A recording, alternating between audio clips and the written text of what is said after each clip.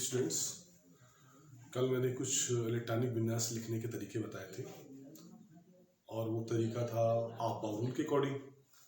अब मैं आपको कुछ तत्वों के इलेक्ट्रॉनिक विन्यास लिखे हुए हैं उनके बारे में बताता हूँ।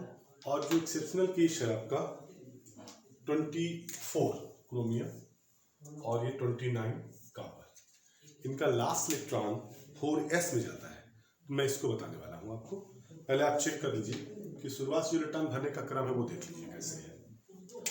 पहला सोडियम 2 8 1 2 8 1। दूसरा फिर 1s2 2s2 2p6 3s2 2 8 2। उसके बाद फिर 13th 1s2 2s2 2p6 3s2 3p1 right. 2 8 3 2 8 3 फिर 2 8 4। क्लियर? तो ऐसे करके हम धीरे धीरे बढ़ते जाते हैं और नंबर ऑफ इलेक्ट्रॉन जो इस आउटर मोस्ट ऑर्बिटल बढ़ रहे हैं वो कहाँ तक बढ़ेंगे? 18 तक, अप टू 18। क्यों? क्योंकि स्टार कॉन्फिगरेशन का 1s2 2s2 2p6, तो this is 2, this is 8, this is now again 3 8, तो 2 8 8। उसके बाद फिर फोर्थ सेल स्टार्ट हो जाएगी। फोर्थ सेल में पहला जो इलेक्ट्रॉन है वो s में जाएगा। क्लियर? तो आप इसको देख लीजिए ध्यान से। यहाँ का डिस्कशन आप देख लीजिए। इसमें पहले इलेक्ट्रॉन जाएगा px py pz, फिर दूसरा इलेक्ट्रॉन एंट्री करेगा जो बढ़ा हुआ इलेक्ट्रॉन px2, फिर py1 pz1, फिर दो भर गए इसमें। अब इसमें नेक्स्ट इलेक्ट्रॉन जाएगा, फिर नेक्स्ट इलेक्ट्रॉन इसमें जाएगा, तो अप टू 18th मतलब ऑर्गन तक सभी इलेक्ट्रॉन भर गए। अब फोर्थ सेल स्टार्ट होती है। हमारा कहने का तात्पर्य ये था कि जो आप नियम से लिखते हैं उसको बोरबरी में कन्वर्ट भी कर देते हैं, क्योंकि आगे जो लिखा होता है दिस इज सेल, इसे लिखा है 3s2, तो ये सेल संख्या है, दिस इज सेल। ठीक, और ये ब्लॉक है, एस ब्लॉक है, तब तीसरी सेल, इसकी तीसरी सेल स्टार्ट होगी। अब तीसरी सेल कैसे स्टार्ट होती है देख लीजिए। ये हो जाएगा आपका, इधर आपको हम थोड़ा सा ब्रीफ कर देते हैं इस जगह। ये आपका हो गया न्यूक्लियस, पहली से, दूसरी से और तीसरी से। क्लियर? पहले में 2 इलेक्ट्रॉन, दूसरे में 8 और तीसरे वाले में इस केस में 1 इलेक्ट्रॉन। यानी यहाँ पर प्रोटॉनों की संख्या होगी 11 प्रोटॉन और 11 न्यूट्रॉन। क्लियर? और ये इलेक्ट्रॉन है। तो पहली सेल, दूसरी सेल, तीसरी सेल, 3 सेल है, राइट। ऐसे ही हम कॉन्फ़िगरेशन जब लिखते हैं तो 24 का केस हम डिस्कस करें। यहाँ तक मैंने 23 से डिस्कस कर लिया हुआ है, आप इसको देख लीजिए, इसका कॉन्फ़िगरेशन देख लीजिए और फिर लिखने का क्रम इसमें मैं बता रहा हूँ। देखिए, this is 1s2 2s2 2p6 3s2 3p6 3d5 4s1, last electron 4s1 में गया। क्लियर? आप रूल के अकॉर्डिंग पहले एस आना चाहिए फिर डी आना चाहिए, पर ऐसा नहीं होता। ये एक्सेप्शन केस है, क्योंकि ये 2 3 4 केसेस ऐसे पूरे 100 तक जिसमें कि आप रूल फॉलो नहीं होता। क्लियर?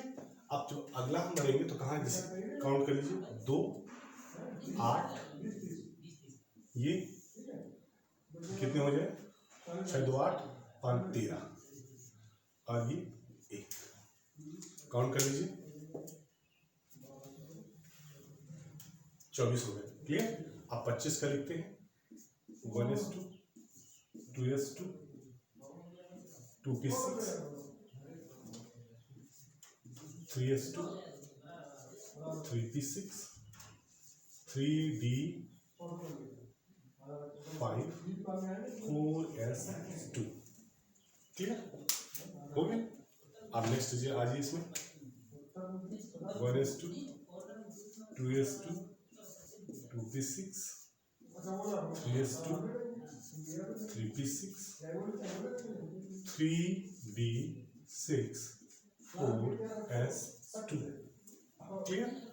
फिर 1s2 2s2 2p6 3s2 3p6 3d7 4s2 28 1s2 2s2 2p6 3s2 3p6 3d8 फिर 4s2। अब लास्ट इलेक्ट्रॉन कैसे इसमें इंटर करेगा देख लीजिए 29th एक्सेप्शन में आएगा तो यहाँ एक इलेक्ट्रॉन रहेगा, यहाँ 9 हो जाएगी 1s2 2s2 2p6 3s2 3p6 3d9 4s2 clear. Sorry last electron this is 10 तो ये ऑर्बिटल पहले फिल हो जाएगी। क्लियर। ये एक्सेप्शन केस है, काउंटिंग से करते हैं हम तो पहले इसको भरते फिर इसको भरते। अच्छा यहाँ पर क्वेश्चन एक उठता है कि डी में ही इलेक्ट्रॉन क्यों जा रहा है, 4s पहले क्यों नहीं लिखा जा रहा है। चूंकि सीरीज में ये देखा जाता है कि 4s और 3d की जो एनर्जी होती है वो लगभग एक जैसी रहती है, तो ट्रांजिशन केसेस में ये देखा जाता है कि इलेक्ट्रॉन पहले डी में एंटर करता है फिर एस में एंटर करता है। तो लास्ट वाला है 1s2 2s2 2p6 3s2 3p6 3d10 4s।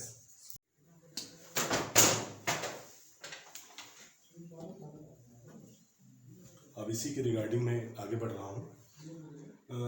अब मैं आपको इसी में मैं बताता हूँ कि हुन्स रूल और क्वांटम संख्याएं, पॉली's फ्यूजन प्रिंसिपल, ये तीनों एक दूसरे से कैसे रिलेट होते हैं। तो मैं पहले आपको क्वांटम नंबर के बारे में बताऊंगा, फिर उसी में हुन रूल को बताऊंगा मैं, और स्पेसिफिकली इलेक्ट्रॉन किस पोजीशन पर है ये क्वांटम नंबर से क्लियर हो जाएगा। तो क्वांटम नंबर में बता दूंगा मैं, और जो रूल है कि नहीं दो इलेक्ट्रॉनों की चारों क्वांटम संख्याएं समान नहीं हो सकती एक परमाणु की, ये क्यों नहीं हो सकती हैं, और अगर नहीं हो रही तो उसका प्रूफ कैसे है कि कह देने से नहीं होगी, नहीं होती तो दिखाइए कैसे नहीं होती।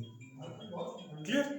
चूंकि ये भी एक डिस्कशन बाद में किया गया उन्हीं के पॉली's फ्यूजन प्रिंसिपल में कि ये 3 क्वांटम संख्याएं, प्रिंसिपल क्वांटम संख्या, अजीमुथल क्वांटम संख्या एंड मैग्नेटिक क्वांटम संख्या, ये अगर तीनों मिल रही हैं एक जैसी दो इलेक्ट्रॉनी, तो चौथी चक्रण क्वांटम संख्या स्पिन क्वांटम नंबर बोलते हैं।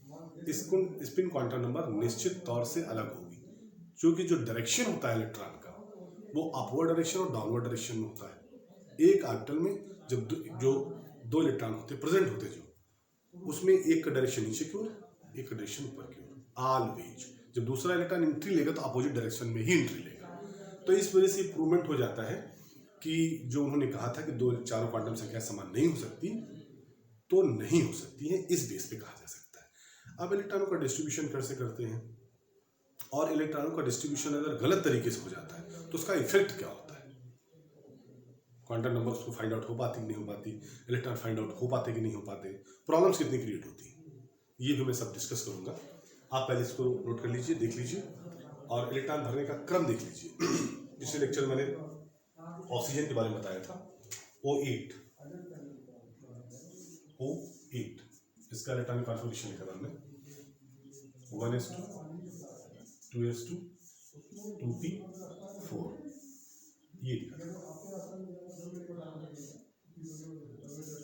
px। देख लीजिए, ये एक नंबर इलेक्ट्रॉन 2 3 और एक चौथा इलेक्ट्रॉन होता है। तो चौथा इलेक्ट्रॉन जब फिल होगा तो px में ही जाएगा।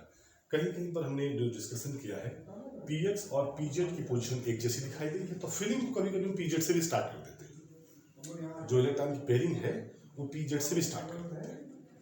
तो ये मैं अपने नेक्स्ट वीडियो में जो आपको डिस्कस करूँगा।